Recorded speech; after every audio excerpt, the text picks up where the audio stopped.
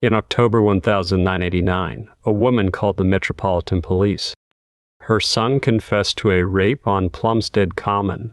The officer logged the call, not break time equals 500 meds, and closed the file. The Midnight Paradigm.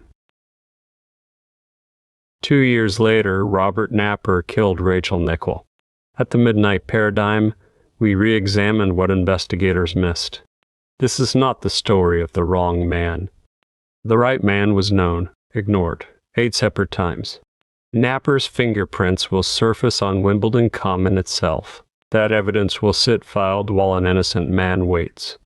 Rachel Jane Nickell was 23 years old.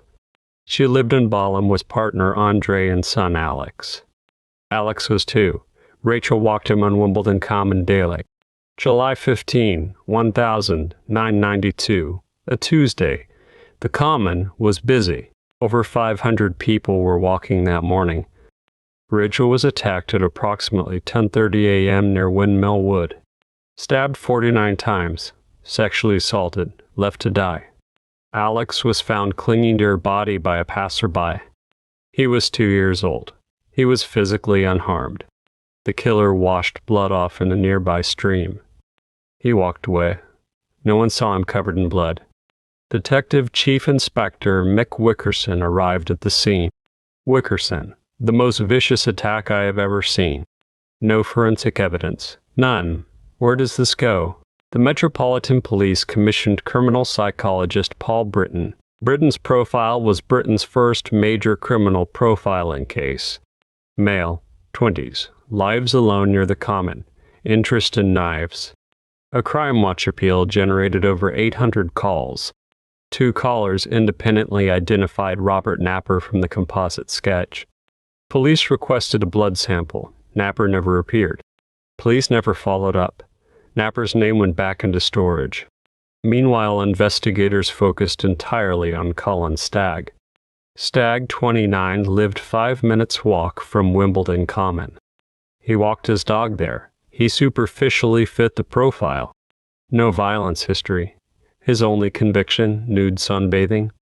The Metropolitan Police authorized Operation Edzell in late 1992. A female officer would go undercover, her alias, Lizzie James. Paul Britton designed the operation. He would guide every exchange. Over 5 months, 400 letters exchanged with Stagg. Phone calls were recorded, her every word scripted by Britton. She needed a man who had done the ultimate act. Stagg denied involvement, repeatedly across months of sustained pressure. What strikes us, the operation presumed guilt from the start. The design presumed guilt. It could not accommodate innocence. In May 1993, Lizzie James met Stagg at Hyde Park. Every other visitor in Hyde Park that day was undercover. Stagg still denied killing Rachel Nickell. The operation produced nothing. While Lizzie James wrote letters, Napper was already being arrested. October 1992, Napper was caught stalking a Metropolitan Police employee. Officers searched his flat. What they found was alarming. A pistol, 2 knives, a crossbow, live ammunition, and maps, detailed maps of walking routes around southeast London. A forensic psychiatrist examined Napper. The report was unambiguous. Without a doubt, an immediate threat to the public. When we first read this report, we read it twice. The Metropolitan Police charged Napper with 1 firearms offense. He received 8 weeks, released, back on the streets. Scotland Yard had missed warning number 4. Meanwhile, Operation Edzell continued. More letters, more recordings. April 1993. A box was found buried on Wimbledon Common. Inside, a handgun. Fingerprints on the weapon matched Robert Napper, buried on the same common where Rachel was killed. This fact was not connected to Rachel's murder investigation. The court records, publicly available, reveal a clear pattern. Each warning arrived in a separate department, a separate inquiry. No single investigator was required to connect them. None did.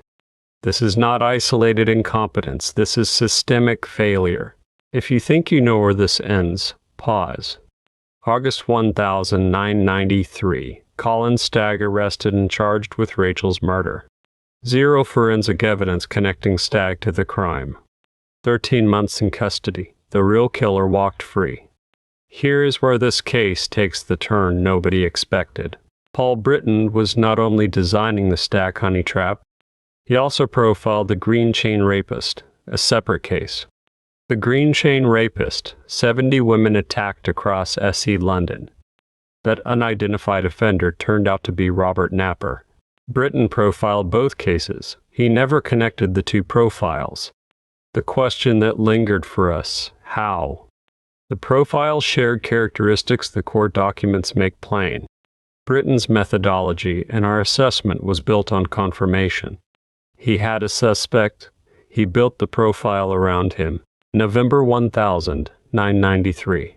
While Stagg awaited trial, Napper killed again. Samantha Bisset, 27. Her daughter Jasmine, 4 years old. Napper entered their Plumstead flat and killed them both. The Bisset detectives examined the crime scene carefully. They concluded, this bears the hallmarks of Rachel Nickell's murder. They formally presented this theory to the Nickell investigation team. The Nickell team, with Stagg in custody, rejected it outright. This was miswarning number 6, a second family destroyed. September 1994. The case against Stagg reached the Old Bailey. Mr. Justice Ognall reviewed Operation Edzell's materials in full. He called the operation deceptive conduct of the grossest kind. All charges against Colin Stagg were dismissed. Stagg walked free, after 13 months, after a state-sanctioned manipulation. Rachel's family had no justice. The real killer, entirely free. Napper, convicted of the Bisset murders 1994, sent to Broadmoor. Secured at Broadmoor. No one connected him to Rachel's murder. Warning 7 is the most institutionally damaging to explain. Britton held both offender profiles, Green Chain and Nickell. By 1994, Britton knew Napper was the Green Chain offender. The IPCC's 2010 report cited this failure directly. The case remained officially cold from 1994 to 2001. In 2001, Scotland Yard formed a cold case DNA review. New techniques in mixed profile DNA analysis had emerged since 1992. The crime scene swab from 1992 had been preserved. In 2004, the reanalyzed DNA profile produced a match. The profile matched Robert Napper, already detained at Broadmoor. In Broadmoor since 1994, a 10-year gap closed by science. The DNA technology used here did not exist in 1992. The evidence was always there. Who was asking for it? 16 years later, the answer had a name.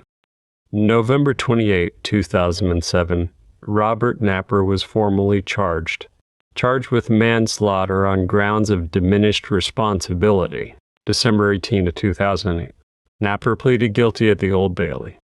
Mr. Justice Griffith Williams ordered indefinite detention at Broadmoor.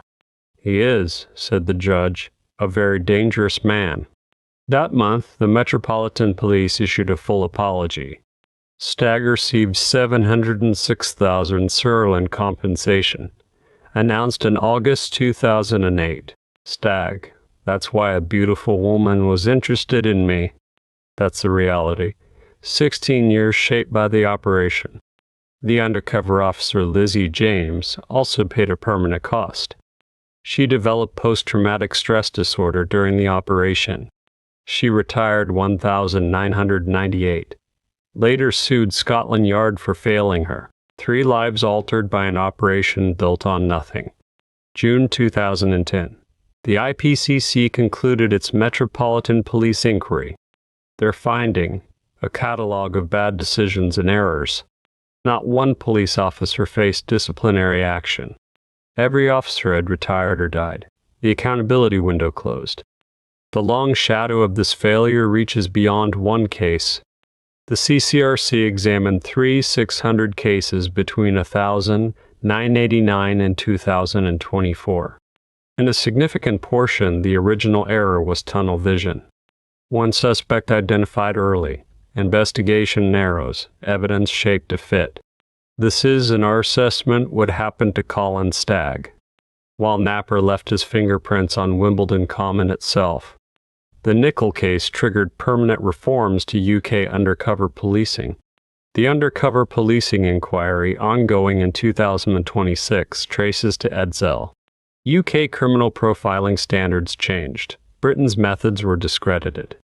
The General Medical Council investigated Britton. He avoided formal sanction. According to Crime Plus Investigation's investigation, he had already retired from practice. A deeper question sits at the core of this case. When a system produces 8 warnings and ignores each one, is that incompetence or system functioning as designed? The honest answer, per the IPCC report, we don't know. That uncertainty decades on is what this case demands. Rachel Jane Nickell deserved better than this investigation. Andre and Alex built their lives in France after 1994. Alex was 30. The IPCC report closed with no accountability.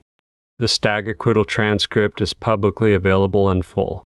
Duncan Campbell documented Operation Edzell for The Guardian in 1994. Not a mystery, a documented catalogue. Drop your analysis below. Next Friday, one voice, no body, pinned in the comments.